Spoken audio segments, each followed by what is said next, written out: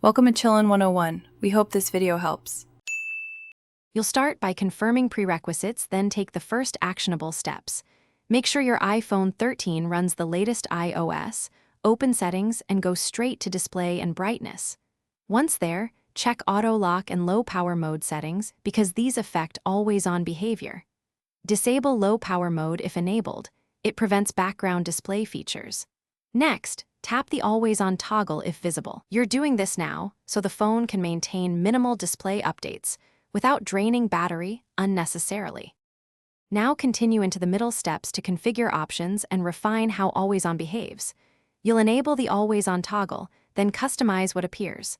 Lock screen widgets, notification previews, and wallpaper dimness.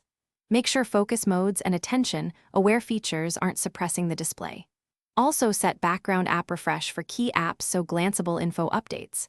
Once done, your screen will show limited content while locked. This balances visibility with battery conservation by reducing refresh frequency and brightness. Finish with final steps and one key troubleshooting tip.